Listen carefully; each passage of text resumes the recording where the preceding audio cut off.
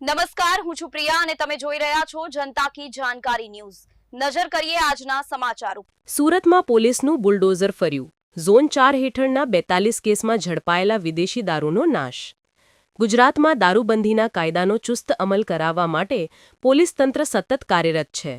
ગેરકાયદેસર દારૂની હેરાફેરી અને વેચાણ રોકવા માટે નિયમિતપણે કાર્યવાહી કરવામાં આવે છે, જેના પરિણામે ઝડપાયેલા દારૂના જથ્થાનો નિયમાનુસાર નાશ કરવો જરૂરી બને છે। આ પ્રક્રિયાના ભાગરૂપે સુરત પોલીસે તાજેતરમાં એક મોટી કાર્યવાહી હાથ ધરીને લાખોની કિંમતના વિદેશી દારૂના જથ્થા પર બુલડોઝર ફેરવી દીધું હતું। સુરત શહેર પોલીસના ઝોન 4 વિસ્તારમાં સમાવિષ્ટ વિવિધ પોલીસ સ્ટેશનો દ્વારા પ્રોહિબિશનના કેસોમાં ઝડપી પાડવામાં આવેલ વિદેશી દારૂના જથ્થાનો જાહેરમાં નાશ કરવામાં આવ્યો હતો।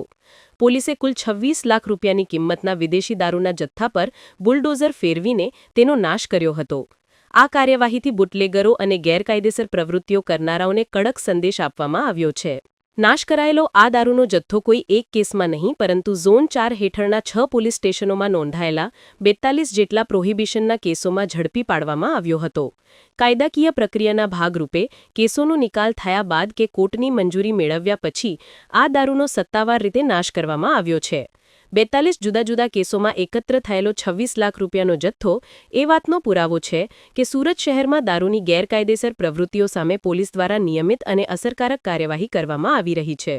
દારૂના જથ્થાનો નાશ કરવાની આ કાર્યવાહી સંપૂર્ણ કાયદાકીય પ્રક્રિયાના ભાગરૂપે કરવામાં આવી હતી, જેમાં ઉચ્ચ અધિકારીઓ હાજર રહ્યા હતા। નાશ કરવાની સમગ્ર પ્રક્રિયા ડીસીપી એટલે કે નાયબ પોલીસ કમિશનર, એસડીએમ એટલે કે સબ ડિવિઝનલ મેજિસ્ટ્રેટ અને નશા આબકારી વિભાગના અધિકારીઓની હાજરીમાં પાર પાડવામાં આવી હતી। આ ઉચ્ચ સ્તરીય અધિકારીઓની હાજરી એ સુનિશ્ચિત કરે છે કે નાશ કરવાની પ્રક્રિયામાં સંપૂર્ણ પારદર્શિતા અને નિયમોનું પાલન કરવામાં આવ્યું છે। સુરત પોલીસે આ કાર્યવાહી દ્વારા જાહેર કર્યું છે કે રાજ્યમાં દારૂબંધીના કાયદાના અમલ માટે તંત્ર મક્કમ છે અને ગેરકાયદેસર પ્રવૃત્તિઓ કરનારાઓને કોઈ પણ સંજોગોમાં છોડવામાં આવશે નહીં। ઝોન 4 વિસ્તારમાં કરવામાં આવેલી આ મોટી કાર્યવાહી પ્રોહિબિશનના ગુન્હા ઘટાડવા માટે પોલીસના સતત પ્રયાસોને દર્શાવે છે। રિપોર્ટર સુનિલ ગાંજાવાલા, સુરત।